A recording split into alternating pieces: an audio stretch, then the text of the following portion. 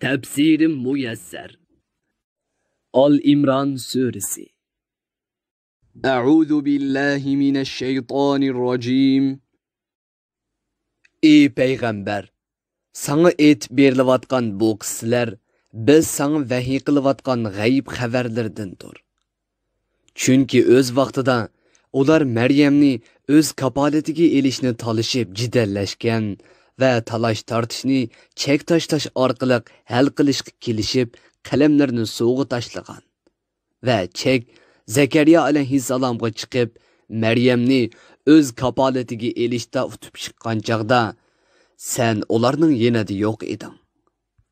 Ey payg'ambar, o'z vaqtida farishtalar Maryamga: "Ey Maryam, Allah sana o'zining bol degan kalimasi orqali to'rildigan bir farzand bilan xush xabar berdi.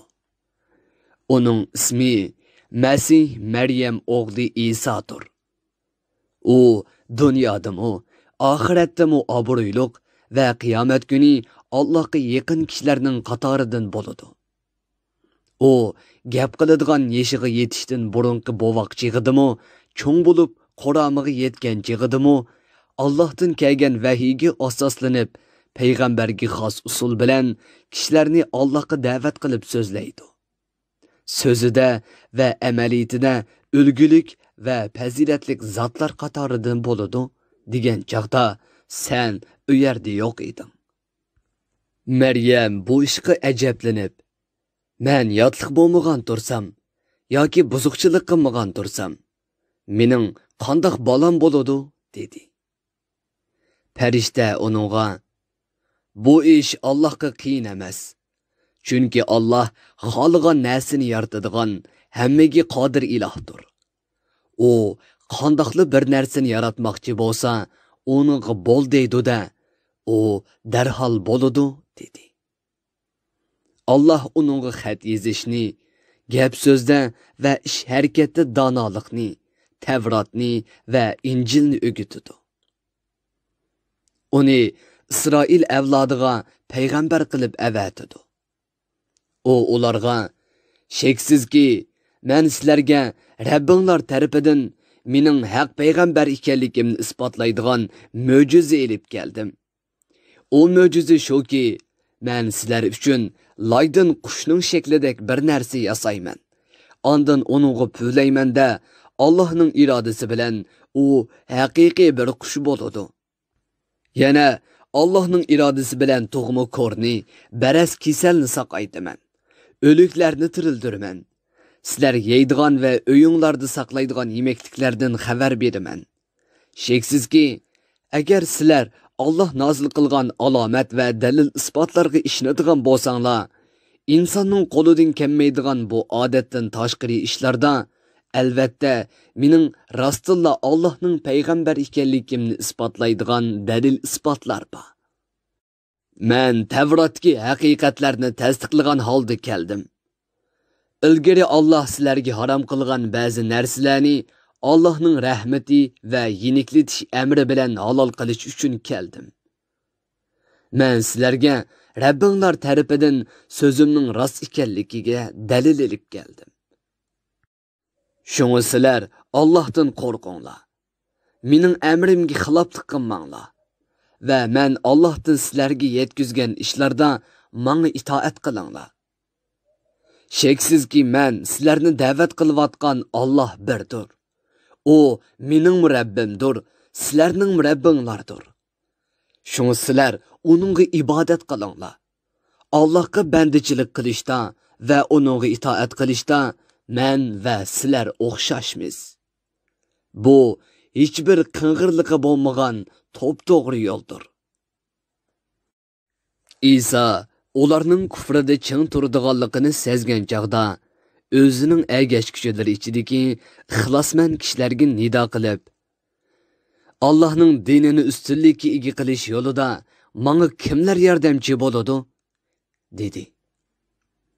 Ular aytdi: "Biz Allohning diniga yordam berguchilarmiz va kishilarni uningga da'vat qilguchilarmiz. Biz Allohga iymon etdik, sana ergashdik. Guvoh bo'lgunki, biz sheksiz musulmonlarmiz. Ya'ni Allohga bo'ysunguchilarmiz va uningga itoat qilguvchilarmiz. Ey Rabbimiz, sen nozil qilgan Injilga iymon keltirdik. Payg'ambaring Isa alayhissalomga ergashdik. Bizni Muhammad alayhissalomning ummatidan iborat sening birligingga va payg'ambarlaringning haq ekanligiga guvohlik berguvchilarning qatorida qilgin. Chunki ular barliq payg'ambarlarga iymon keltirdi va ularning haq dinni o'z ummatlariga yetkazganligiga guvohlik berdi. İsrail avlodi ishidagi kofirlar İsa alayhissalomni o'ldirish uchun suiqasd planlab, uni hiyla bilan o'ldirishni birsiga topshirdi. Allah bir odamni İsa'ga o'xshatib qo'ydi. Ondan ular o odamni tutib oldi va uni İsa deb o'ylab darg'a esib o'ldirdi. Allah tadbir qo'llanuvchilarning eng yaxshisidir. Bu oyat Allah'ның naqadar tadbirlik zot ekanligini ko'rsatdi. Öz vaqtida Allah İsa'ga mundaq degan edi. İsa, men seni zimindan elib ketaman. Seni öz dargohimga jisming va ruhing bilan birlikda ko'tiraman. Seni kofirlarning ziyonkashligidan qutqizaman. Sana ergashganlarni, ya'ni sening diningga va sen oxir zaman payg'ambari Muhammad alayhissalom to'g'riliq Allah tarafidan elib kelgan bishoratlarga ishinib, Muhammad alayhissalom kelgandan keyin uningga iymon etadigan, uning shariatiga amal qiladigan kishilarni seni inkor qilgan kofirlardan ta qiyomatgacha ustun qilaman. Ondan hammanglar mening dargohimga qaytsizlar. Shu chaqda sizlar İsa to'g'riliq ixtilof qilishgan ishlar ustida oranglarda men hukm chiqaraman. Yahudilar ishidagi İsa'ni inkor qilganlarni, xristianlar ishidan uni iloh qilib olganlarni dunyoda o'ldirish, mol mulkidan ayirib etish, saltanatini yo'q qilish bilan oxiratda bo'lsa qattiq azob bilan jazolayman. Ularni Allohning azobidan qutqizadigan hech bir madadkor chiqmaydi. Allohga va uning payg'ambarlariga iymon etib, yaxshi amallarni qilganlarga kelsak, Allah ularning amallarining mukofotlarini qilchi kemaytmasdan to'liq beradi. Allah kufrni va shirkni tanlash bilan o'ziga zulm qilguvchilarni yaxshi ko'rmaydi. Ey payg'ambar, İsa to'g'riliq sana biz o'qib berayotgan bu oyatlar sening haq payg'ambar ekanligingni va haq bilan botilni ayirib beradigan bu Qur'onning haq ekanligini isbotlaydigan dalillarning qatoridandir. Allohning İsa'ni otasiz yaratganligi uning odamni otasiz va onasiz yaratganligiga o'xshashdir. Allah odamni tuproqdan yaratdi.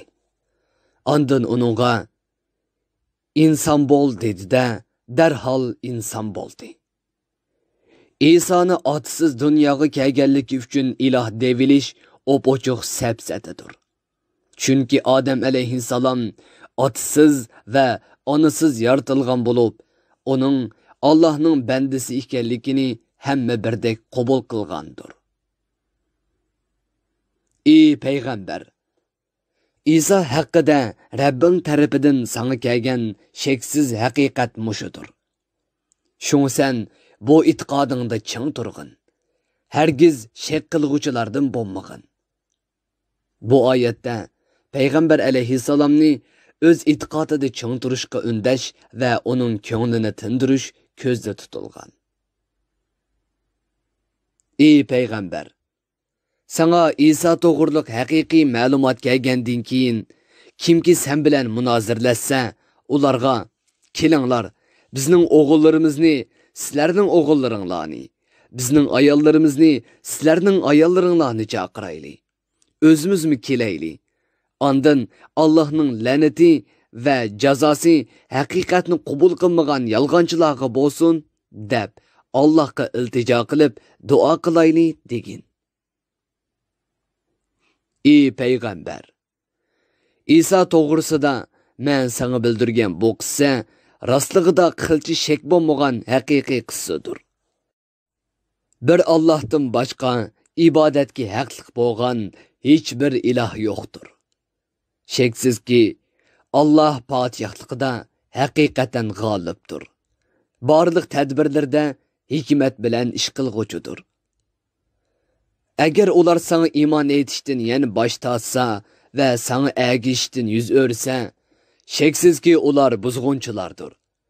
Allah bundoq buzg'unchilarni albatta bilib turadi. Ey payg'ambar, Yahudilardan va Xristianlardan iborat barliq ahli kitobga, ey ahli kitob, faqat Allohga ibodat qilish, Allohga hech narsani sherik keltirmaslik, Allohga ibodat qilish bilan birga butlarga va har qanday maxluqqa cho'qinmaslik, Allohni qo'yib bir-birimizga itoat qilmaslikdek hammamizga o'rtaq bo'lgan kalima tavhidga kelinglar degan. Agar ular mushu go'zal da'vatni qabul qilishdan bosh tortsa, ey mu'minlar, ularga danglarki, undaqda sizlar bizning musulmon ekanligimizga, Rabbimizga ibodat va ixlos bilan itoat qilguvchi ekanligimizga guvoh bo'linglar.